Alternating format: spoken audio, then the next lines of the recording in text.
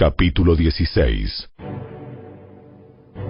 Cierto día, los fariseos y saduceos se acercaron a Jesús para ponerlo a prueba, exigiéndole que les mostrara una señal milagrosa del cielo para demostrar su autoridad. Él respondió: Ustedes conocen el dicho: si el cielo está rojo por la noche, mañana habrá buen clima. Si el cielo está rojo por la mañana, habrá mal clima todo el día. Saben interpretar las señales del clima en los cielos, pero no saben interpretar las señales de los tiempos. Solo una generación malvada y adúltera reclamaría una señal milagrosa. Pero la única señal que les daré es la del profeta Jonás. Luego Jesús los dejó y se fue. Más tarde, cuando ya habían cruzado al otro lado del lago, los discípulos descubrieron que se habían olvidado de llevar pan. ¡Atención! Tengan cuidado con la levadura de los fariseos y con la de los saduceos. Al oír esto, comenzaron a discutir entre sí, pues no habían traído nada de pan. Jesús supo lo que hablaban, así que les dijo: Tienen tan poca fe. ¿Por qué discuten los unos con los otros por no tener pan? ¿Todavía no entienden? ¿No recuerdan los 5,000 que alimenté con 5 panes y las canastas con sobras que recogieron? Ni los 4,000 que alimenté con 7 panes, ni las grandes canastas con sobras que recogieron. ¿Por qué no pueden entender que no hablo de pan? Una vez más les digo, tengan cuidado con la levadura de los fariseos y de los saduceos. Entonces, al fin, comprendieron que no les hablaba de la levadura del pan, sino de las enseñanzas engañosas de los fariseos y de los saduceos. Cuando Jesús llegó a la región de Cesarea de Filipo, les preguntó a sus discípulos: ¿Quién dice la gente que es el Hijo del Hombre? Bueno, algunos dicen Juan el Bautista, otros dicen Elías, y otros dicen Jeremías o algún otro profeta. ¿Y ustedes? ¿Quién dicen que soy? Simón Pedro contestó: Tú eres el Mesías, el Hijo del Dios viviente. Bendito eres, Simón, hijo de Juan, porque mi Padre que está en el cielo te lo ha revelado. No lo aprendiste de ningún ser humano. Ahora te digo que tú eres Pedro, que significa roca, y sobre esta roca edificaré mi iglesia, y el poder de la muerte no la conquistará. Y te daré las llaves del reino del cielo. Todo lo que prohíbas en la tierra será prohibido en el cielo, y todo lo que permitas en la tierra será permitido en el cielo. Luego advirtió severamente a los discípulos que no le contaran a nadie que él era el Mesías. A partir de entonces, Jesús empezó a decir claramente a sus discípulos que era necesario que fuera a Jerusalén, y que sufriría muchas cosas terribles a manos de los ancianos, de los principales sacerdotes y de los maestros de la ley religiosa. Lo matarían, pero al tercer día resucitaría. Entonces Pedro lo llevó aparte y comenzó a reprenderlo por decir semejantes cosas. Dios nos libre, Señor.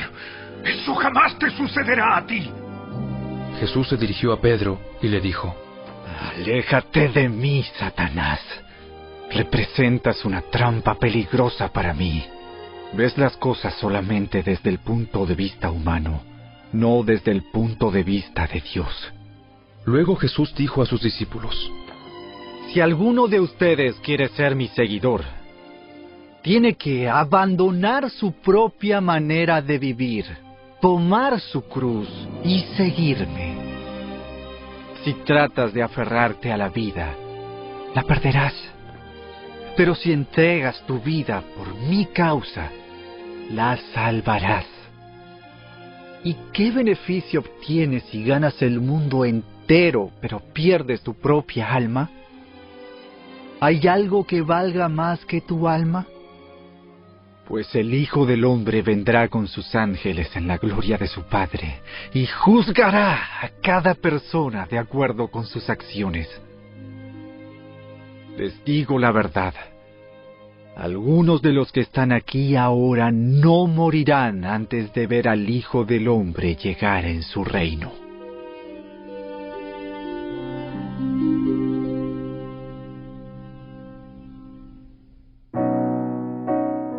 Audioescuelasabática.com. Viernes 14 de mayo. Para estudiar y meditar, lee Elena de White en Patriarcas y Profetas, el Éxodo, páginas 286 a la 295. Del Mar Rojo al Sinaí, páginas 296 a la 309.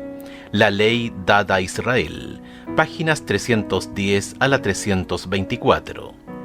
El espíritu de servidumbre se engendra cuando se procura vivir de acuerdo con una religión legal, mediante esfuerzos para cumplir las demandas de la ley por nuestra propia fuerza. Solo hay esperanza para nosotros cuando nos ponemos bajo el pacto hecho con Abraham, que es el pacto de gracia por la fe en Cristo Jesús. El Evangelio predicado a Abraham, por medio del cual tuvo esperanza, es el mismo Evangelio que nos es predicado a nosotros hoy, mediante el cual tenemos esperanza. Abraham contempló a Jesús, quien es también el autor y consumador de nuestra fe. Comentarios de Elena de White en Comentario Bíblico Adventista, tomo 6, página 1077. Durante su esclavitud en Egipto, muchos de los israelitas habían perdido en alto grado el conocimiento de la ley de Dios y habían mezclado los preceptos divinos con costumbres y tradiciones paganas. Dios los llevó al Sinaí y allí con su propia voz proclamó su ley.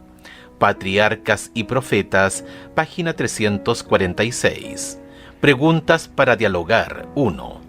¿De qué manera se diseñó la relación de pacto para preservar las libertades físicas y espirituales de Israel? Ver Levítico capítulo 26, versículos 3 al 13. Comparar con Deuteronomio capítulo 28, versos 1 al 15. 2. Vuelve a leer Éxodo capítulo 19, versos 5 y 6. Fíjate que el Señor hace esta declaración: mía es toda la tierra.